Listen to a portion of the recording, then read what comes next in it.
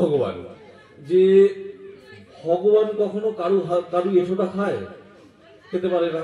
এবার সখাদের সঙ্গে আমরা কেমন খেলা করি, কখনো তার ঘাড়ে উঠি, কখনো সে আমার কাঁধে ওঠে, এইভাবেই তো। তো বলছে এটা কেমন ভগবান, তাহলে একটু পরীক্ষা করা যাক। এবার তিনি কি করলেন,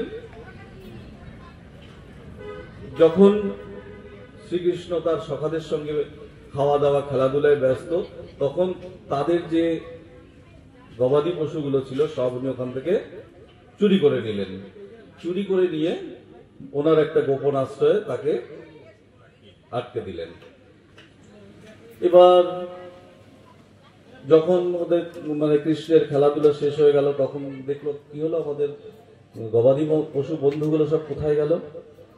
এবার বলে তুই এইদিকে যা, তুই এইদিকে খোঁজ, তুই এইদিকে খোঁজ। এবার খুঁজতে খুঁজতে কোথাও পাচ্ছে না। এবার যখন চারিদিকে সবাই এক একজন এক এক দিকে গিয়ে খুঁজতে খুঁজছে, তখন শ্রীকৃষ্ণ একদিকে, তার বন্ধুরা একদিকে, তখন তার সখাদেরও ব্রহ্মা ওখান থেকে তুলে নিল, তুলে নিয়ে গিয়ে আটকে দিল। এবার কৃষ্ণ দেখলো এত কারো চক্রান্ত চলছে। এবার উনি তো অন্তর্যামী, উনি সবই বুঝে গেল। বলে ঠিক আছে, দাঁড়াও, তোমার মজা আমি দেখাচ্ছি। এইবার কি করলো, এক কৃষ্ণ হাজারো গবাদি পশুতে এবং তার যে সখা ছিল পুরো সবার রূপ নিয়ে নিল।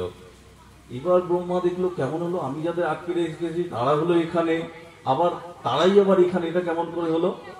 এইবার উনি ধ্যান যোগে জানতে পারলো যে না, আমি যাকে এতদিন খোঁজ করছিলাম ইনি সেই। এইবার উনি এসে শ্রীকৃষ্ণের চরণে এসে পড়লো যে হে প্রভু, আমার অন্যায় হয়ে গেছে, আমি তোমার পরীক্ষা করেছি, আমার কি সাধ্য আছে তোমার পরীক্ষা করার? তাও আমি আমার চতুরতা দিয়ে আমি তোমার পরীক্ষা করেছি, তুমি আমায় ক্ষমা করো।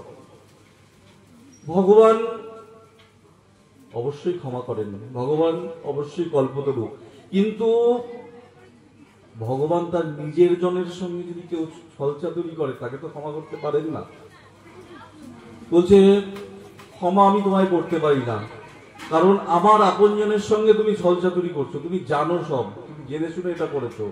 তবে তোমাকে আমি অভিশাপ দেব, যে কি, যে কলিতে গিয়ে তোমার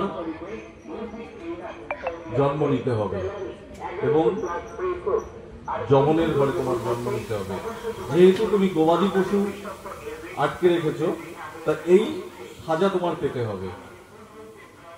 ব্রহ্মা বললেন হে প্রভু, তুমি অভিশাপ দিয়েছো, এটা তো খণ্ডানোর সাধ্য আমার নেই, তবে আমারও একটা ইচ্ছা আছে।